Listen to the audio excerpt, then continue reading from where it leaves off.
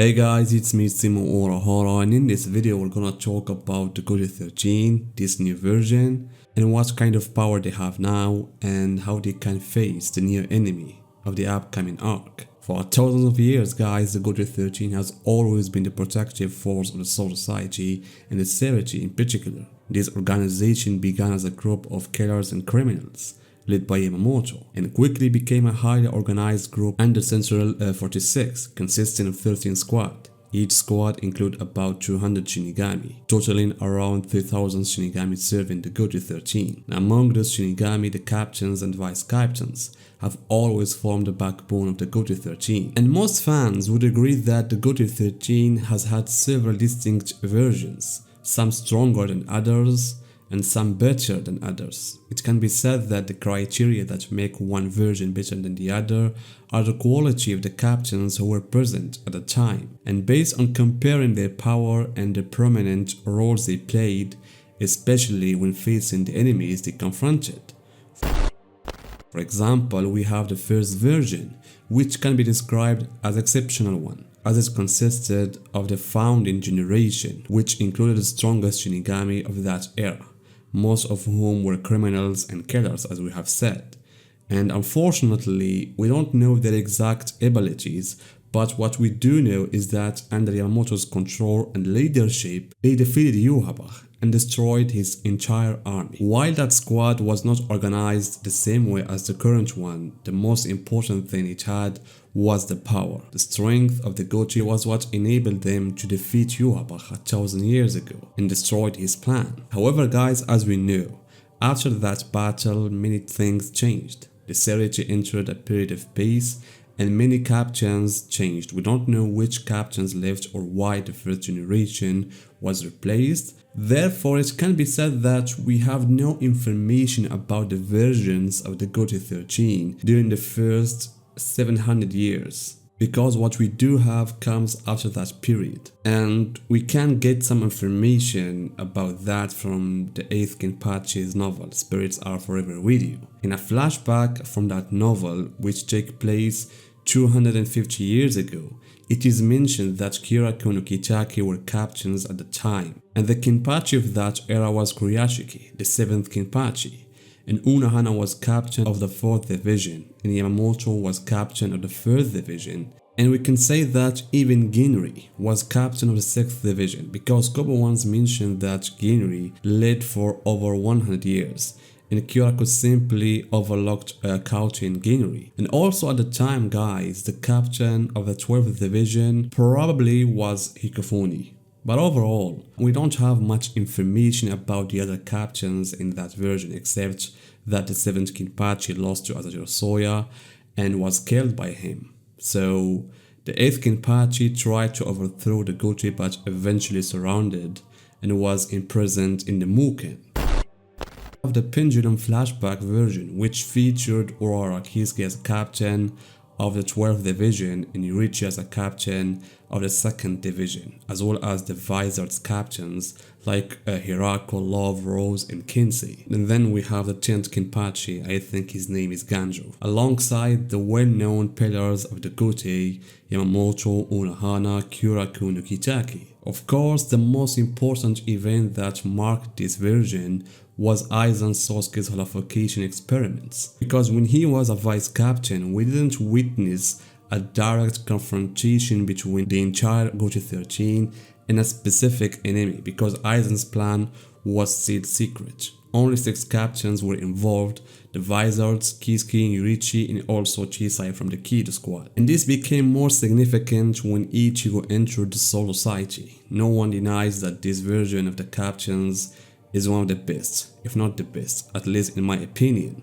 due to distinguished characters it included: Aizen Sasuke, Zaragi Kenpachi, Gin Ichimaru, Toshiro Itsugaya, Yamamoto, Unohana, and Okitake and Kyoraku. These were almost miracles by themselves in terms of strength. But as I said, because of Aizen's betrayal and those who sided with him, it greatly affected the Gotei 13. And this was evident later in their battle against Aizen in the fake Karakura. And although the Vizard's involvement had some impact, ultimately the Gotei lost the battle.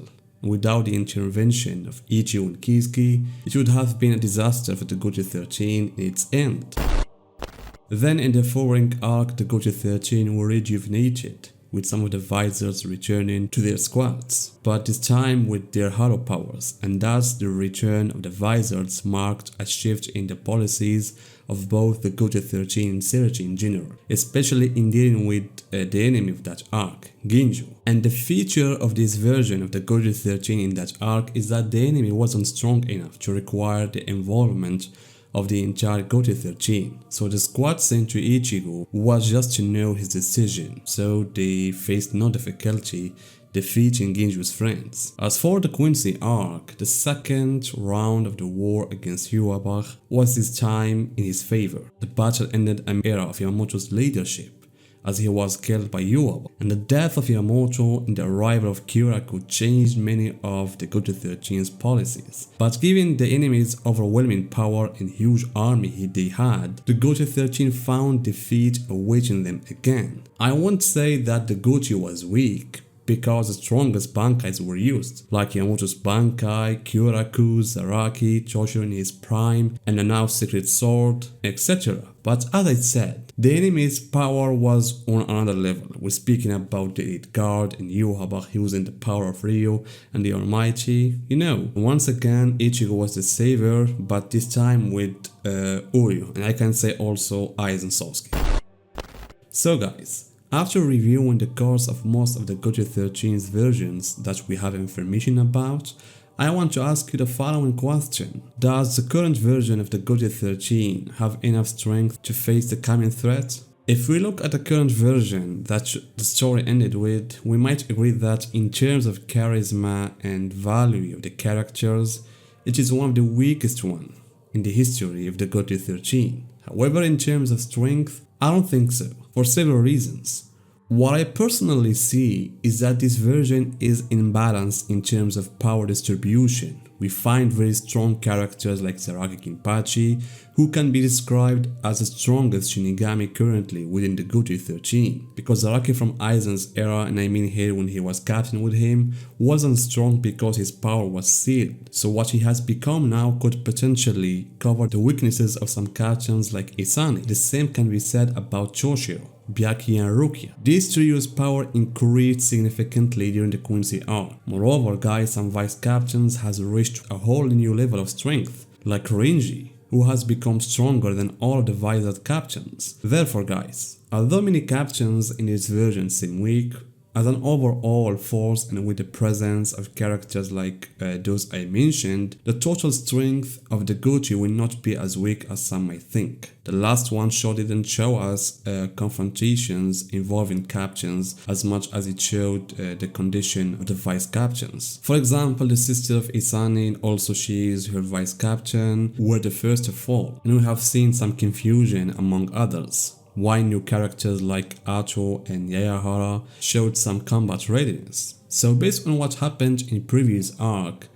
the likely scenarios for the Gotei situation are as follows. Either the enemy will be indeed strong, by enemy I mean a group like the Espada or Shanreiter from the Hell World who have never appeared before, and this would be an opportunity to see the full strength of Zaraki and Choshiro after 10 years.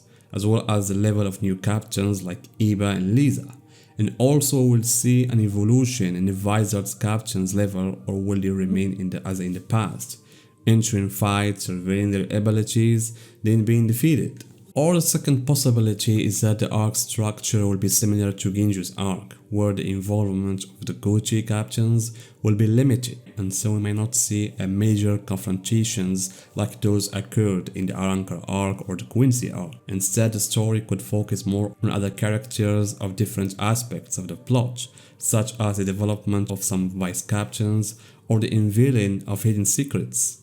And this approach would allow for a more strategic and slower paced progression, building suspense and exploring new dynamic within the Gotei 13 without relying heavily on a large scale battles. In conclusion guys, regardless of which power the story takes, it's clear that the future of the Gotei 13 remains full of potential, whether through intense power struggles or subtle, characters driven developments. so we should prepare for surprises and remain open to both possibilities. So guys, what do you think about this new Gotei 13 and what we can see from it in the Hell arc? Tell me guys about that in the comments, and see you in my next video.